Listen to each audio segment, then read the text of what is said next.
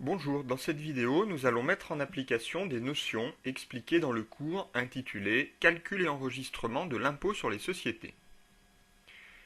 Notre application est la suivante. Mademoiselle Monnery, comptable de la société Courreau, a recensé les éléments suivants devant être pris en compte pour le calcul du résultat fiscal de l'exercice N-2. Nous connaissons le résultat comptable. Nous avons un certain nombre d'informations sur les déductions fiscales et les réintégrations fiscales à opérer. Et nous avons trois questions. Calculer le résultat fiscal de l'exercice N-2. Ensuite, sachant que le résultat fiscal de l'année N-1 s'élevait à 650 400 € et celui de l'année N à 825 300 €, calculer les sommes versées entre le 1er janvier et le 15 avril N+1. Les résultats nets ne sont connus qu'à la fin du mois de mars de chaque année.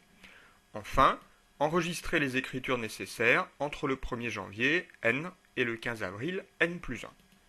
Je vous invite à mettre cette vidéo en pause afin de faire vous-même l'exercice, puis vous pourrez la redémarrer afin d'en voir la correction.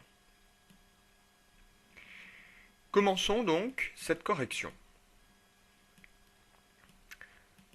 Pour calculer le résultat fiscal de l'année N-2, nous allons commencer par ajouter toutes les déductions fiscales d'une part et toutes les réintégrations fiscales d'autre part.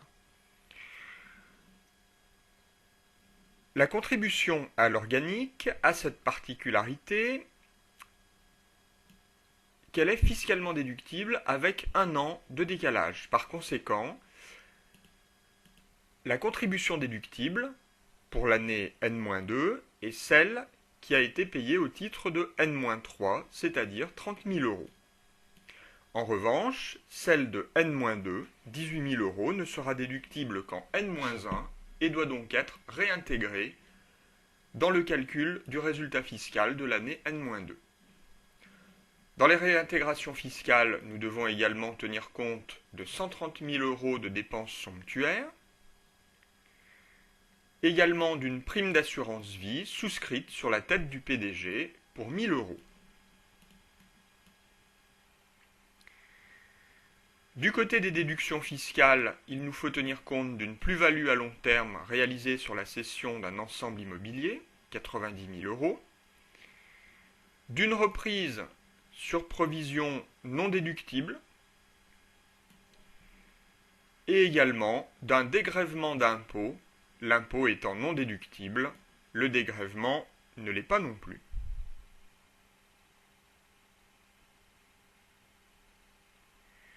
Par conséquent, nous pouvons calculer le montant du résultat fiscal de l'année N-2.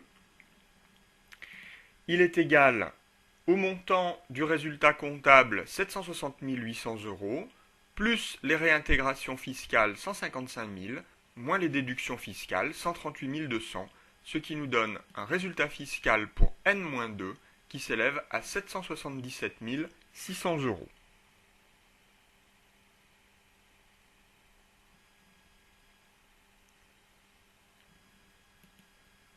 Calculons maintenant les sommes versées au cours de l'année N. Nous connaissons donc les résultats fiscaux des années N-2, N-1 et N. Pour le premier acompte, nous allons nous servir du résultat fiscal N-2, qui est le seul connu à cette date-là. Pour la liquidation de l'impôt sur les sociétés de l'année N-1, nous allons calculer l'impôt sur les sociétés N-1 et retrancher les 4 acomptes qui auront été versés en cours d'année. L'impôt sur les sociétés N-1 est calculé bien évidemment sur le résultat fiscal N-1 et les acomptes, eux, ont été calculés sur les résultats fiscaux de l'année N-2. Finalement, le calcul nous donne moins 42 400 €, c'est donc une somme que l'État nous remboursera. Notre deuxième acompte peut être calculé sur le résultat fiscal N-1 qui est alors connu au mois de mai.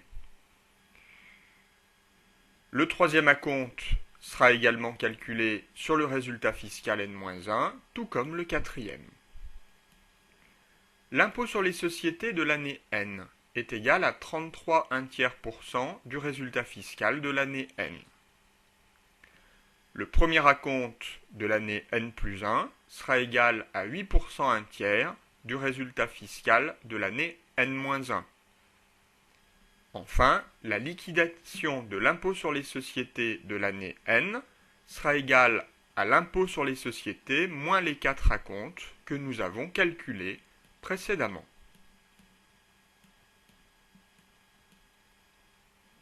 Nous trouvons 58 300 €, qui est la somme que notre entreprise devra donc verser à l'État pour liquider son impôt sur les sociétés.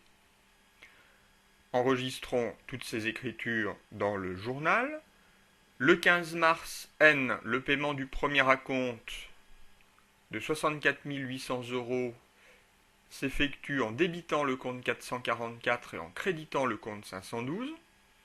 Le 15 avril, la liquidation de l'impôt sur les sociétés de l'année N-1 entraîne la constatation d'un flux monétaire d'entrée, puisque c'est l'État qui nous verse 42 400 €, et nous créditons le compte 444.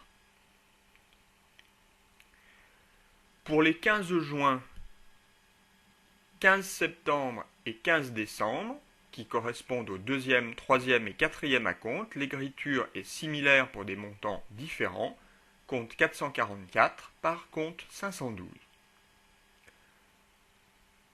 Le 31 décembre, nous constatons l'impôt sur les sociétés de l'année N en débitant le compte 695 et en créditant le compte 444.